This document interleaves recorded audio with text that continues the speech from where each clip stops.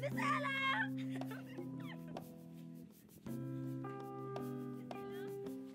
Bagay mo sa akin? Ewan ko sa'yo.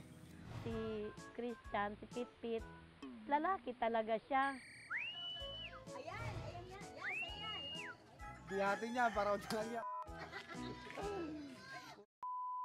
Ayaw na, na-effect ako nun ah. Every shoot naman, kami ng team ko, I'd like to think na masaya kami. Lagi naming hinahaluan ng kulitan, ng biruan. Minsan, nagkakantahan pa kami kapag pag may gitara dyan, si Direk nakahila agad ng gitara, tumutugtog. Pag kumakain, nagkukwentuhan, hindi mo na nag-uusap ng tungkol sa work. Magandang hapon! Welcome to our home! Mabuhay! Maraming salamat po for welcoming me to your home. Ako pala si Ike. Isa sa pinaka-masaya na shoot, yung shoot namin ng Prom the City.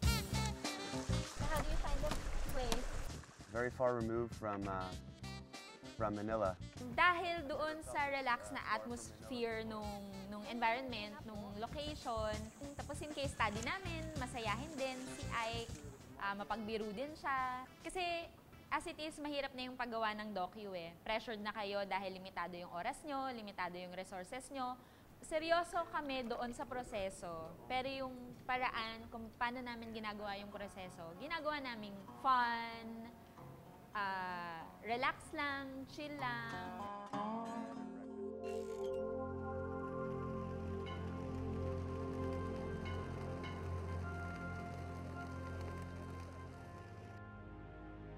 Ngayon, sir, sino bang hinihintay natin?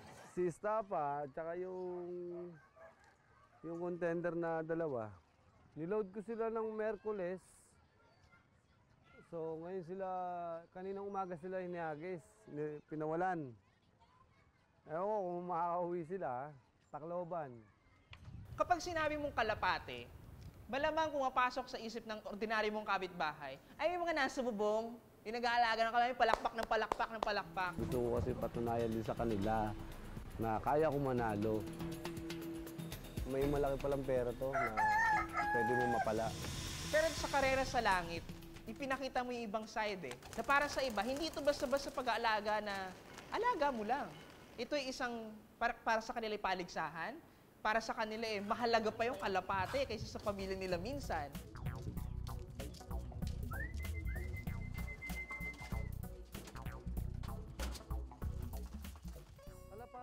Isa daw sa pinaka may mataas na ratings yung Kalapate. Siguro kasi ang dami talagang fancier. Ito yung tipo ng shoot na kailangan abangan mo na agad si boarding na kasi nagmamadali sila yung... Kasi every morning pa lang punta na siya doon. Tapos after nun hapon, magpapaano na naman, ilang oras din yun. So parang doon na lang yung time. Tapos pag may race ganyan, pag may lakad ka, kailangan, tama sa schedule.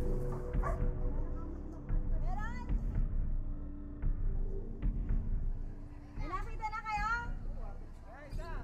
Isa, saan? Yan na? So meron dun isang scene na hindi ko makalimutan, yung parang shooting up kami, tapos nakapatong siya sa bangko, and tinatanong ko lang siya from below kung, sino bang hinihintay natin? Sino ba itong sobrang importante na to? Siyempre, andun yung pag-iisip mo na sabi mo lang kung mali yung ginawa mo o ano. 5 araw kaming nag-abang, tapos sa isang araw, if it takes an hour to wait, kailangan mong hintayin. Okay lang kung talagang wala. Ganyan talaga buhay eh. Pagka meron na lang, siguro tsaka maitutuloy yung gamot na hindi ko naiinom. Kung buhay ka pa nun. Yun lang. Sana, Buhay pa. buhay pa ako nun. Yung subject na yon, talagang yun yung dahilan kung bakit siya sumasali. Parang yun yung inaasahan nila dahil kahit papano, 7,000, ano lang yun parang local leg. Tapos yung grand prize 100,000 or more. Malaking magiging tulong na. Dahil nga sa pinalabas nyo sa real time ng GMA, natouch po rin ako sa may kwento nyo sa buhay niya. So kami yung nag-initiate na tulungan siya. Nagpapasalamat po sa inyo lahat. Dahil po kahit manatalo na kami, nandiyan pa rin po yung support ninyo sa amin. Salamat po sa mga bumubuo po ng club dito. Mabuhay po kayong lahat. Maraming salamat. Dorita ang aking mahal na nobyo. Tinutulong lahat ang maibigan niya. Pati kami set ako'y na isang lana. Ayaw pang magtigil ng niya. Warak at butas ang bulsa. Ayaw pang magtigil ng aking nobyo. Pag di nagtigil ng katutuluyan, baka putulin ko ang niya.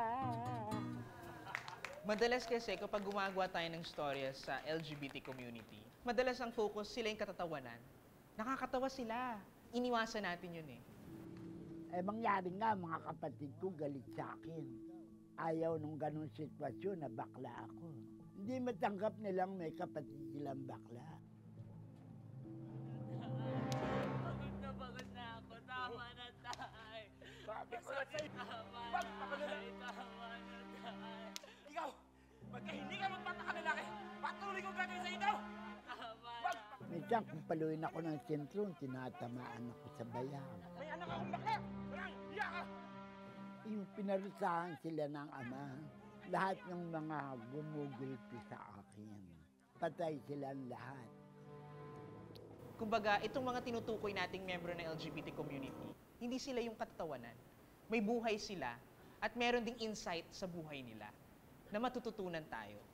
Magiging salot ang bakla kung walang nalalaman sa buhay. Kaya kapag kakapwa ako bakla at walang hanap buhay, mag-aral kayo. Miski na mag-manicure kayo, marunong kayo para hindi inaaglahi ang kanang mga bakla. Ilan ang anak? 13 po. Sa mga anak ko, 3 silang lalaki, 7 bading.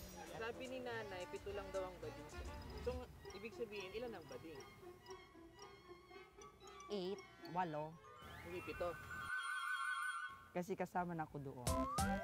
Amazing na sa 13 magkakapatid, sa 10 lalaki, 8 ang bading. Diba? Kung titingnan mo nakakatawa naman to. Sa iba sabihin, nakakahiya. Ano ba yan? 8 yung 10 lalaki, 8 bakla. Ito yun, ma'am. Ito yung kumukup sa akin. Mamang didi ko. Very supportive. Kapag ipinakita mo yung buhay nila, na itong 8 ito, tanggap ng pamilya nila. Na itong 8 ito, masayang nabubuhay sa pamilya nila at masaya sila bilang bakla. Sino tayo para husgahan sila? Kaya pa. Pahagi sila ng lipunang ito na dapat nating tanggapin, na dapat nating kilalanin, meron ding epekto para sa atin. I think yun yung message ng docu eh. Tanggap sila ng pamilya nila. Ano sabi sa'yo ng doktor? Bakit? Makulit ka ba? Ready ka na? Sino kasama mo? Mama lang. Hmm? Mama lang. Sa mga paborito ko pang documentary na pinalabas natin sa real time, yung Nanum. Dati pa talaga namin gustong makakuha ng storya sa ibang bansa. Tapos nagkataon na, paborito ko talaga yung Korea. Mahilig ako sa Korean novela, sa K-pop. Isa kasi doon sa mga hindi ginagalaw na topic tungkol sa Korea yung medical tourism.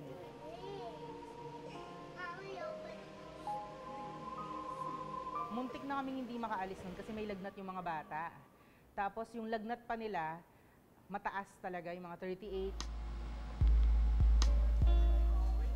Nagpanik kami nun kasi di ba parang, hindi mo ooperahan yung mga bata dahil sa lagnat. Yung pala, kasi talagang mahina talaga yung puso nila, ganun kadelikado yung sitwasyon nila. So parang nung time na sinabi na hindi makakaalis, natakot ako kasi paano kapag hindi sila nakaalis, kapag hindi sila na-operahan, yun lang yung panahon na pwede.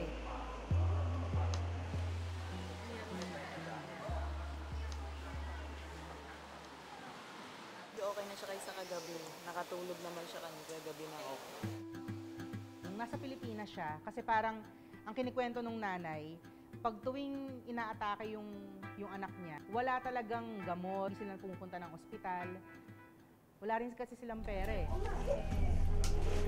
Punta doon sa may Korea, lalong lumalala yung sitwasyon niya nung time na yon. Bakit hindi raw po kayo pwedeng pumasok sa loob, Nay? Hindi ko po alam. Hindi ko makalimutan dun sinabi ng doktor. Ang sabi niya parang kung hindi pa namin siya pinadala sa Korea, kung hindi siya napunta ron at ginamot, pwedeng sa susunod na atake niya, mawala na siya. Bata pa yun eh, 3 years old, hindi pa marunong yun na mag-adjust.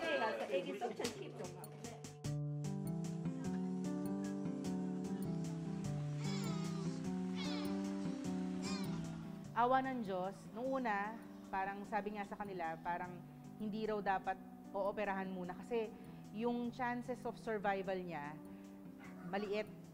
Kasi bata pa siya, tapos yung puso niya sobrang hina. Pero nung time na umalis kami, siguro mga 2 linggo pagkatapos nun, naoperahan yung bata. Gumang na po yung loob ko. Sobrang saya ko po na naoperahan na yung bata. Gumaling na po siya. Hindi ko nga po alam kung paano ako magpapasalamat sa sobrang dami ng blessing. Kumbaga, higit pa yung blessing na natanggap ko kasi po binigay po sa akin ng buo yung anak ko. Saka po sa lahat po ng tumulong po sa amin. Sobrang nagpapasalamat po ako. Lumalabas yung malasakit, yung human trait ng malasakit, which is actually, at the end of the day, yun ang ini-impart natin sa audience eh. Gusto nating maramdaman nila yung kung ano yung nararamdaman ng pinapanood nila.